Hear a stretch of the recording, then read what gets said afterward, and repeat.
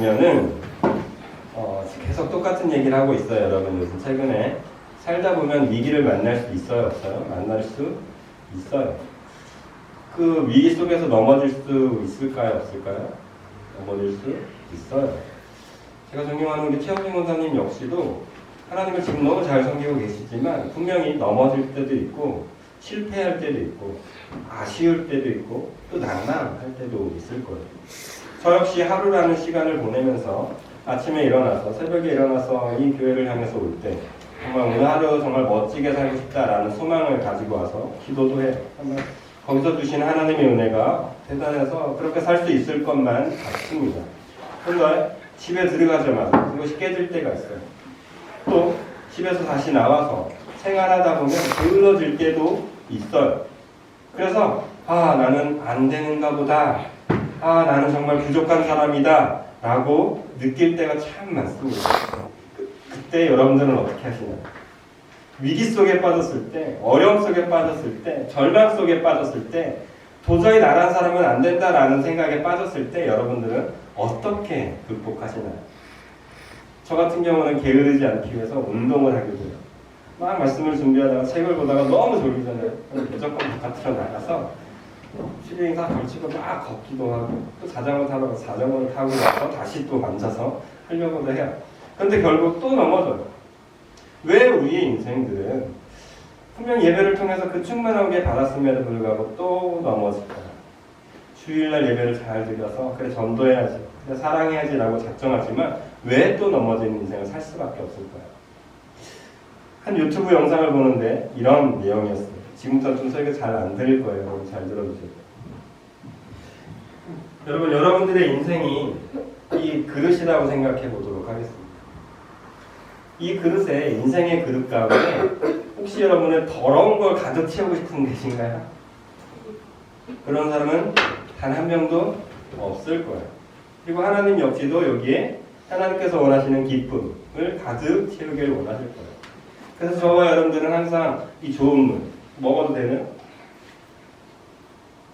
이 물을 채워요. 정말 좋은 것들을 채웁니다. 이것도 채우고 저것도 채우고 저것도 채워요. 그런데 살다 보면 좋은 것만 채워지던가요? 여러분 마음속에 아주 행복한 일들만 채워졌습니까? 결코 그렇지 않아요. 살다 보면 때론 내가 원치 않는 악한 것들이 들어갈 때도 있고요. 절망이 들어갈 때도 있습니다. 이때 저와 여러분들이 하는 행동은 어떻게 하죠? 어떻게 하면 이 절망들을 끄집어낼까라고 생각만 하고 있습니다. 실패했던 기억들을 지우려고요. 안 좋았던 기억들도 하지 않으려고 합니다. 그리고 이런저런 이유로 내 마음속에 있는 실패와 좌절의 생각들을 지우려고 노력합니다. 언젠간 깨끗해지겠죠. 언젠간. 이게 세상에서 말하고 있는 도예요. 우리는 이 생각으로 하나님을 믿으면 안 됩니다. 우리가 만약에 정말 이 그릇이라고 생각하신다면 우리는 뭐로 이 그릇을 깨끗하게 할 수 있을까요? 어떻게 하면 저 그릇을 깨끗하게 할 수 있을까요? 그 유튜버에서는 그 사람은 예수를 믿는 사람이 아니에요. 더 깨끗한 물을 지금 제가 가득 채우면 좋겠어요. 이 그릇에 계속 붓는다면 이 물 속에 있는 더러운 것들은 어떻게 될까요? 이 아이들 어떻게 될까요? 결국 저 더러운 것들은 빠지고 나와서 뭐로 다시 채워지게 될까요? 깨끗한 물이 흘러넘친다면, 그치? 흘러넘치지 않고 조금 붓고 부으면 결국 어떻게 돼요? 그냥 쟤는 먹지 못하는 더러운 물로 남아 있을 거예요. 그런데 만약 정말 깨끗한 물을 무한대로 계속 붓고 있는다면 어떻게 될까요? 깨끗한 물이 될 수 있을 거예요. 그러므로 저 그릇은 깨끗한 그릇이 될 수 있을 것입니다. 사랑하는 당진 비전교회 성도 여러분께 오늘 드리고자 하는 말씀이 이거든요. 여러분들이 하려고 하지 마세요. 여러분들이 조금 더 깨끗하려고 하지 마세요. 우리가 믿고 있는, 우리가 알고 있는 예수님으로 조금씩, 아니 풍성하게 부어주시는 예수님으로 채워나가시게 되신다면 여러분들이 걱정하는 그 걱정 대신들은 저절로 빠져나가게 될 거예요. 내가 애써 건져내지 않아도 예수님이란 분으로 채운다면, 성령님으로 채운다면 우리는 어떻게 돼요? 저절로 예수님을 닮은 사람이 될 수 있다라는 말씀입니다. 오늘 우리가 읽은 요한복음 14장 15절에서 26절에서는 예수님께서 예수님의 제자들에게 이야기를 합니다. 이렇게 시작을 해요. 다시 한번 읽어봤으면 좋겠어요. 14장 15절입니다. 한번 읽어볼까요? 너희가 나를 사랑하면 나의 계명을 지키리라. 내가 아버지께 구하겠으니 그가 또 다른 보혜사를 너희에게 주사 영원토록 너희와 함께 있게 하리니. 누가 갑자기 등장해요? 보혜사라는 분이 등장해요. 물론 이전에도 보혜사에 대해서는 언급이 됐고 알고는 있었습니다. 그런데 예수님께서 직접적으로 이렇게 이야기하는 건 좀 드문 케이스 중에 아니에요. 그런데 여기서 우리가 눈여겨볼 단어가 하나 나오는데요. 자, 16절을 다시 한번 볼까요? 내가 아버지께 구하겠고 그가 또 다른 보혜사를 너희에게 주사 영원토록 너희와 함께 있게 하리니 라는 또 다른 보혜사예요. 뭐예요? 보혜사가 또 있다는 얘기잖아요. 그죠? 또 다른 보혜사. 보혜사가 있는데 또 다른 보혜사가 있다라고 말씀하는 거예요. 여기서 말하는 또 다른 보혜사는 분명 성령님을 말하는 게 맞습니다. 그러면 또 다른 보혜사를 말할 때 이 성령님과 똑같은 다른 누군가가 있다는 얘기인데 그분은 누굴까요? 자신, 예수님을 말하는 거예요. 예수님이 이 땅에서 더 이상 계시지 못할 것을 아셨어요. 예수님. 자신은 십자가에서 죽으셔야 되는 걸 너무나 잘 알았어요. 그리고 부활하시고 40일 동안 이 땅에 계시다가 결국 어떻게 하셔야 되는 분이에요? 하나님 곁으로 가서 뭐 하셔야 되는 분이에요? 우리의 거처를 마련하고 다시 오실 분이라는 건 예수님은 아셨어요. 그래서 예수님은 어떻게 우리에게 이야기하냐면 나와 똑 닮은 또 다른 보혜사를 너희에게 보내주겠다라고 얘기하는 거예요. 이게 되게 중요한 거예요. 우리가 여기 이 글을 생각할 때 또 다른 보혜사를 우리에게 주시겠다 약속하지 않으셨다면 우리는 어떻게 해야 되냐면 오늘도 나는 주기를 높게 나는 몹쓸 사람이야 회개해야 돼 맨날 그리고 절에 들어가셔서 머리 깎고 죄를 짓지 않아야 돼요. 왜요? 죄를 지면 또 이거 언제 또 건져낼 거예요. 정말 스님 되셔야 돼요. 여러분들은 스님 되셔서 하루 걸러 여러분 속에 있는 모든 것들을 비워낼 때까지 맨날 해야 돼요. 근데 감사하게도 예수님께서는 내가 없는 그동안 하나님 옆에서 저와 여러분들의 거처를 예비하시러 가신 그동안 누구를 약속했냐면 보혜사, 또 다른 예수님과 똑같은 그 성령님을 저와 여러분들에게 보내주시겠다라고 오늘 말씀하고 계신다라는 거예요. 여기서 저와 여러분들은 뭘 하면 되는 거냐면 그 사실을 받아들이면 되는 거예요. 에이 그런 일이 어딨어. 예수님 가셨으면 끝이지. 안 보이는데 그런 게 어딨어. 아니에요. 예수님이 하신 그 말씀을 우리는 어떻게 하는 거냐면 믿으면 되는 거예요. 믿으면 그 약속하신 성령님이 그 옛날 2000년 전에 계셨던 것처럼 똑같이 저와 여러분들의 손을 잡기도 하시고 여러분들의 눈물도 닦아주시고 여러분들의 병도 고쳐주실 뿐만 아니라 이 성령님의 정말 큰 특징 중에 하나는 인격적이다라는 것이거든요. 심지어 예수님도 때로는 강압적으로 잡기도 하셨고 예수님의 능력을 그냥 보여주시기도 그럴 수밖에 없었으니까요. 그렇게 하셨지만 성령님은 상당히 인격적으로 다가오시는 분이에요. 그래서 여러분들의 마음 가운데 여러분들의 마음의 문을 열기만 하면 톡톡톡톡 두드렸을 때 여러분들의 마음을 문에 열기만 하면 그 성령님은 지금도 예수님과 똑같은 예수님과 정말 전혀 다를 것이 없는 그런 일들을 저와 여러분들에게 행할 것이다 라고 말씀하고 계십니다. 자, 그렇다면 그 성령님을 우리는 어떻게 받아야 할까요? 오늘 본문에서는 그것을 너무 명확하게 말씀하고 있습니다. 21절입니다. 21절.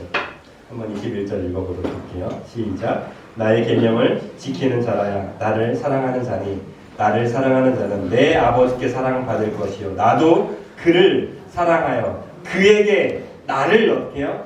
나타낸다. 다시 한번 읽어주세요. 나의 계명을 지키는 자라야 나를 사랑하는 자니 나를 사랑하는 자는 내 아버지께 사랑을 받을 것이요 나도 그를 사랑하여 그에게 나를 나타냅니다. 어떤 사람이 성령을 받을 수 있습니까? 예수님과 똑 닮은 성령님이 어떻게 나타날 수 있습니까? 하나님을 사랑하는 자. 예수님을 사랑하는 자라야 하나님이 사랑하고 나도 그를 사랑할 것이라고 해요. 그래서 나도 그에게 나타날 거라고 말씀하고 있는 거예요.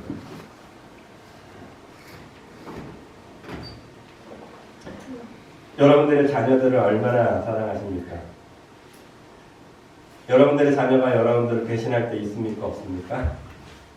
우리 어린 친구들에게 물어볼게요. 아빠 배신할 때 있어요? 없어요? 솔직하게 얘기해 주세요. 없어요? 아빠의 말을 100% 다 들었어요? 와우, 누나 대단해. 우리 아이들 얘기를 계속해서 죄송하지만 우리 아이들은 저에게 실망감을 줄 때가 상당히 많습니다. 물론 이 아이들이 하는 행동보다 대단한 걸 제가 요구할 때가 많기도 합니다. 그렇다고 제가 이 아이들을 싫어하는가? 전혀 그렇지 않습니다.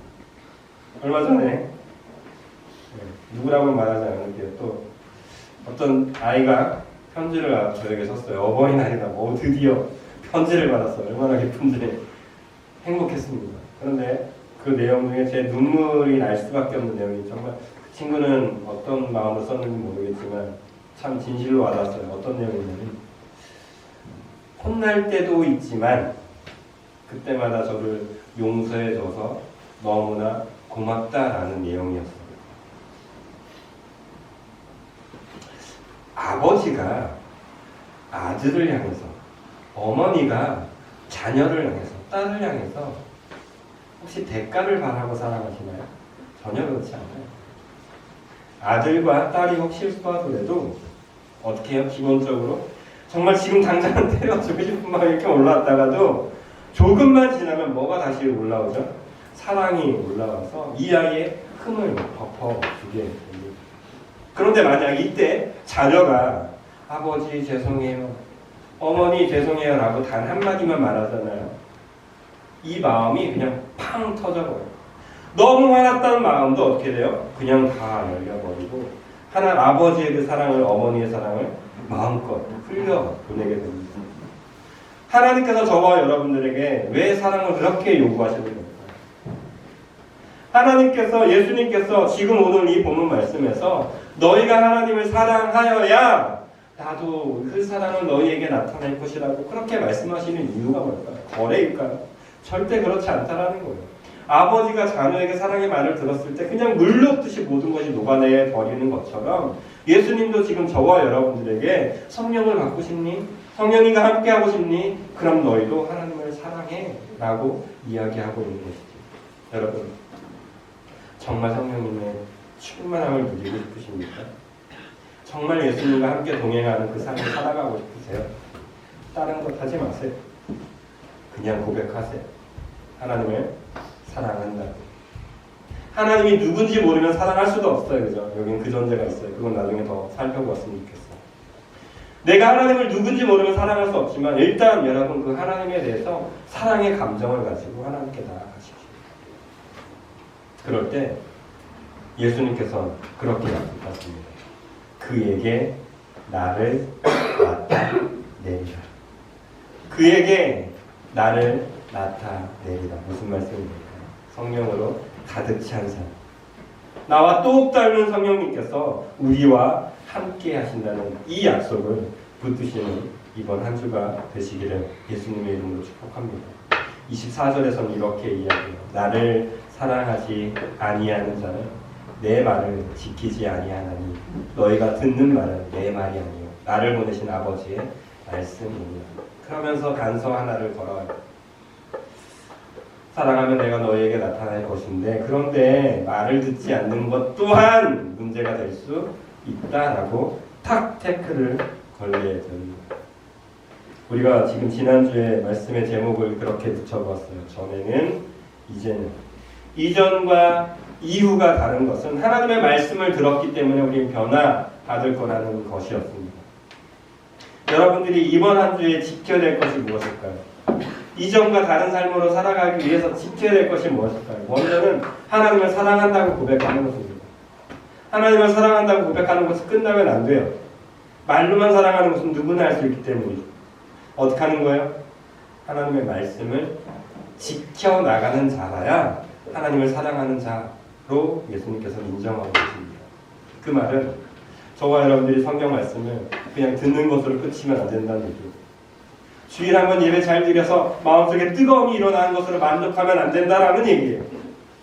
하나님께서 오늘 내게 어떤 말씀을 주시는지 찾아보고, 여러분 큐티를 괜히 나눠드린 게 아니에요. 큐티를 보시면서 하나님께서 우리에게 오늘 어떤 말씀을 어떻게 살길 요구하시는지를 바라보십시오. 그리고 하나님을 정말 사랑하신다면 어떻게 하라는 얘기예요? 그 가운데서 그 하나님의 음성을 듣고 그 말씀에 순종해 나가는 삶, 그 삶을 살아갈 때 성령님은 저와 여러분들에게 가득 채워주시는 은혜가 있을 거라는 거예요. 영상 하나를 준비했습니다. 이 영상을 가지고 좀 결론을 드리고 싶은데요. 예수님께서 채워주시는, 약속하신 성령님으로 채워주시는 은혜를 경험하십시오. 그리고 항상 기억하셔서 이번 한 주 꼭 이 찬양을 좀 많이 들으셔서 여러분 삶 가운데 성령님이 가득하신 일 되시기를 다시 한번 예수님의 이름으로